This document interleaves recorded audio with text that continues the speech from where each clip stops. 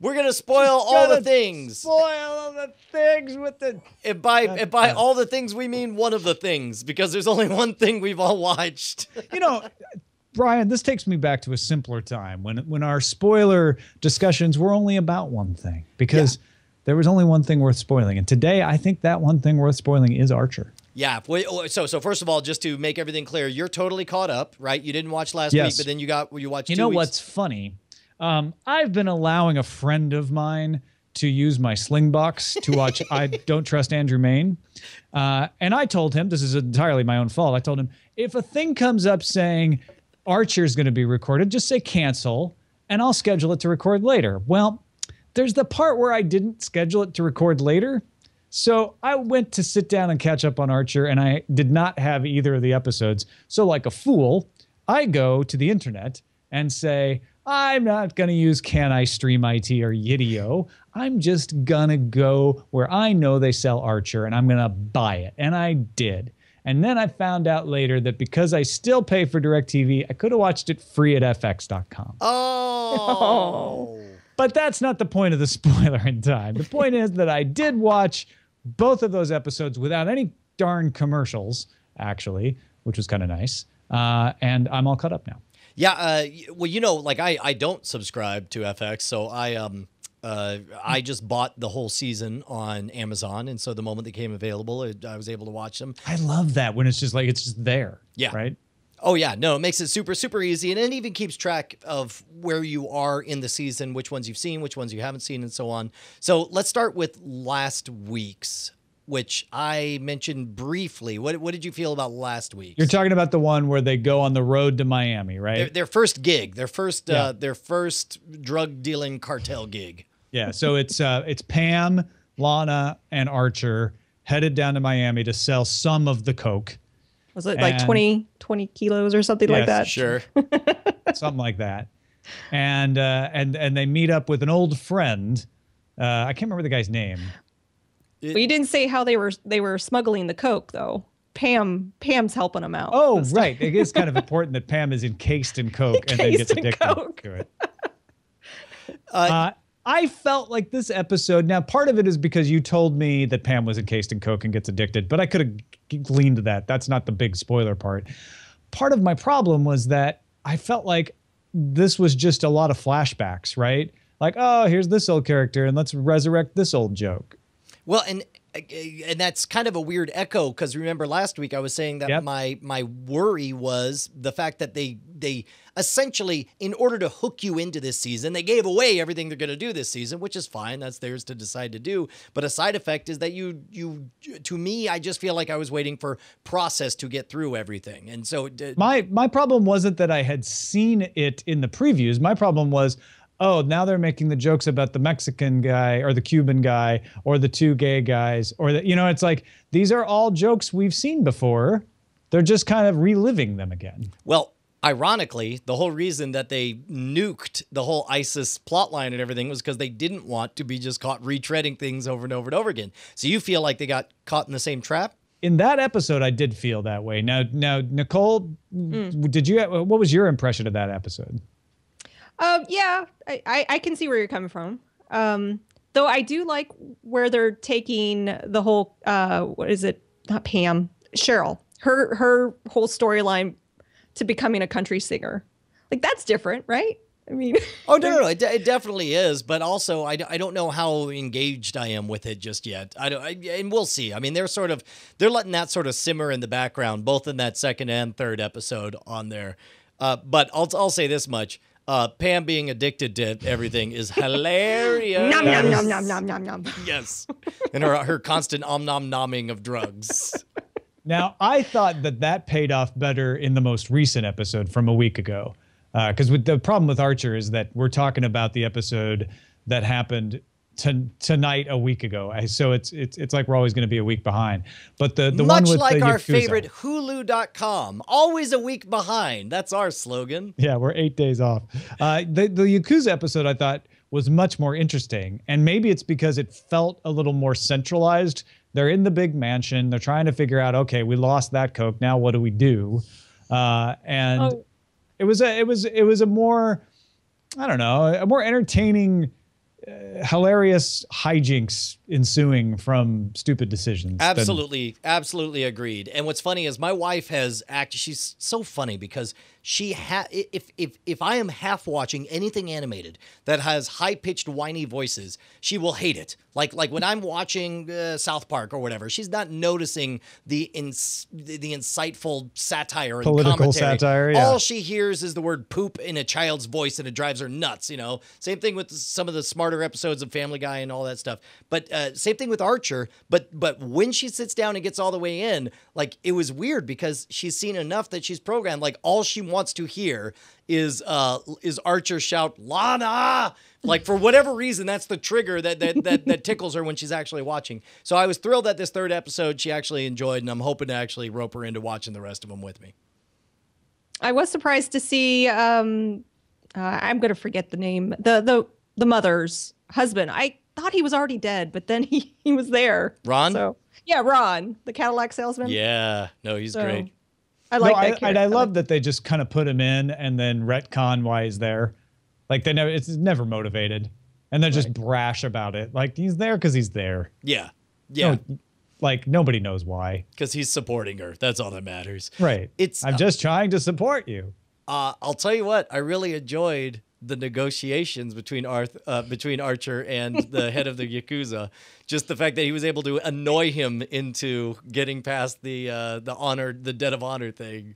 It actually reminded me, it seemed like, and I know it's not, but it almost seemed, because I watched them so close together, a parody of the Sherlock episode where the Magnuson guy is flicking John Watson in the face. Yeah, absolutely. I can see that. I mean, not intentional, obviously, because absolutely of release, not. but it certainly hit that same note.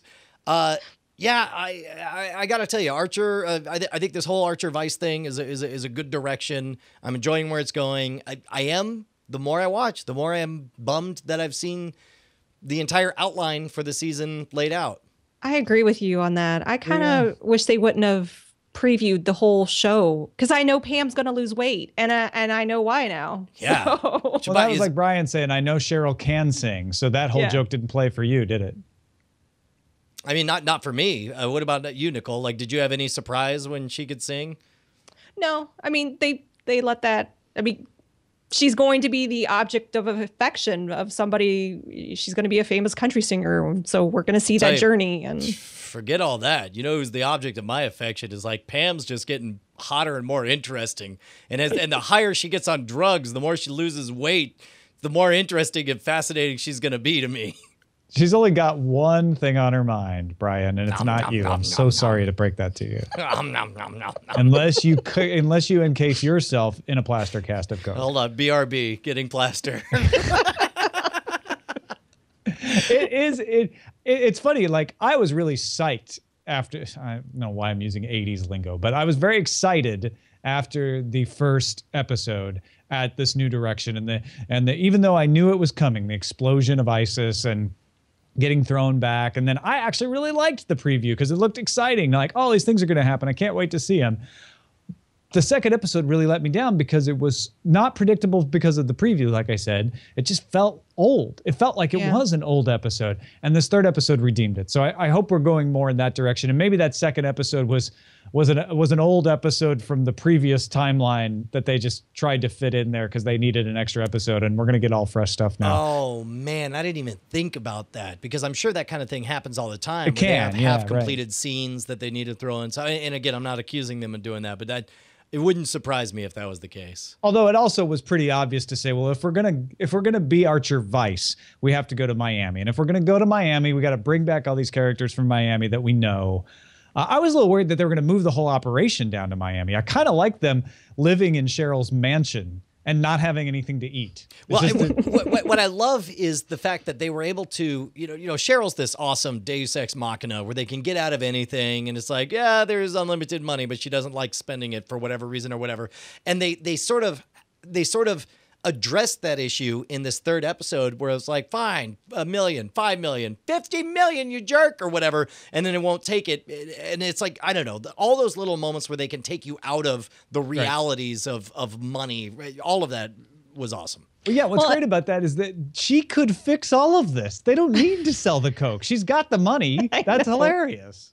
And that's one of the things you're kind of watching it going, why is Pam still there? Why is Cyril still there? Like, you're still trying to figure out why. I mean, Archer needs to be, I guess, but that's about it.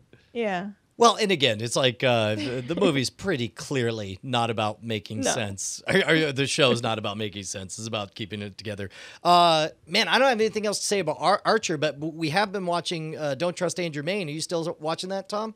I didn't get to watch it this last week, so tell me what I miss. I mean, episodes continue to be great. I like it a lot. I have seen a bit of hubbub over Twitter. I guess tonight's episode, as we record this, got bumped from the 10 o'clock Eastern slot to the 11 o'clock Eastern slot. And so as a result, everybody is shouting, grab your pitchforks, take it to Twitter, set fire to what channel is it? A&E. But that means I can record Archer and still watch Don't Trust Andrew Mayne. Oh, shoot. So now all of a sudden I'm in favor of this. Although I don't know. I don't want to be in favor of it. But I don't know enough about the voodoo of television to know whether or not this is a big deal or not. But I do know that that if you are upset, then take it to Twitter and hit up A&E. How about that? Yeah. Let your voice be heard no matter what your opinion is. That's what powers a democracy. And everyone knows television is a democracy. Insofar that it's ruled by an angry mob of drunkards, sure.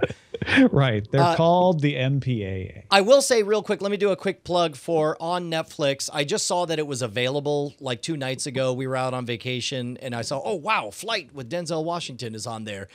Enjoyed it a lot. Man, that first act where, you've seen the previews, the guy flips a plane upside down to save everyone's lives. Guess what? Might be a little bit drunk while he did it. And the rest of the movie is an astonishingly difficult meditation on what it means to recognize that you're an alcoholic and the fact of denial. And what's funny is I was drinking a beer when that movie started.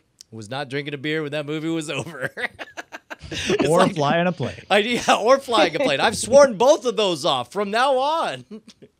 But I enjoyed it quite a bit. It starts off stronger than it ends. And, you watch enough movies, you start to recognize that there's only so many ways things can end.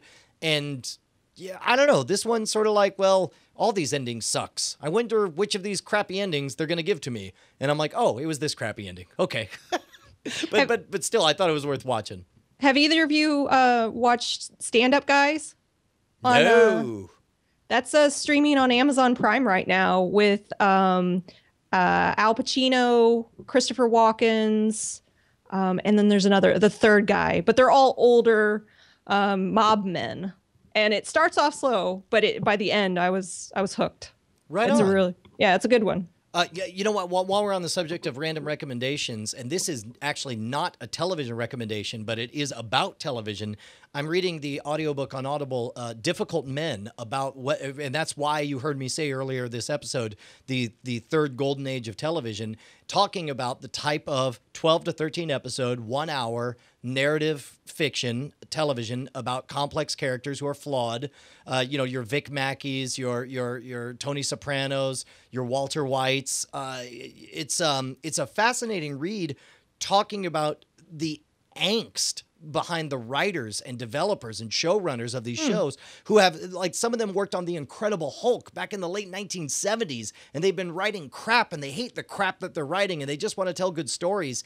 And then there comes this opportunity where they get to do it. It's a fascinating read, and it's all, allegedly true. It's a behind the scenes analysis of all this. So I highly recommend it. Difficult Men. Did either of you watch Coven? American Horror Story Coven. I think I asked you last time I was here. And you sold it hard, man. I do want to watch that. The season finale. I mean, and because each season is a start and end. That storyline. So Coven is completely over. So they'll work on the next one. But the season finale happened on Wednesday, and it was amazing. They ended it really wonderfully. So. I don't want to spoil it for you guys, though. Here's the problem: is I don't like to watch stuff without Bonnie, but Bonnie doesn't like horror stuff. Like what can I tell her to get her into this? Well, because there are some really gross moments, especially because the character that Kathy Bates plays tortures people. So she has this attic of just horrors. It's like in the first episode, you are introduced to her character, but she kind of gets her just from the Angela Bassett character, and she basically makes her immortal and locks her away for hundreds of years. And then it's modern day, and that's how she kind of comes into the character. And it's about all these witches and coming together, and their numbers are dwindling, and they're trying to survive. And the main woman, she's always in it. I'm blanking on her name, but she's what is called the Supreme. So she has all of the powers. So there's 7 powers that a witch can have. So Diana just Ross? the story in and of itself, seeing these different powers, and it's a really wonderful show. So I finished season 8 of It's Always Sunny in Philadelphia. Yay! I'm so happy that I got you on that train. So you enjoyed all of those then, I hope. Yeah, I was caught up as far as Netflix would take me, and then they moved Always Sunny to FX2, which I don't get.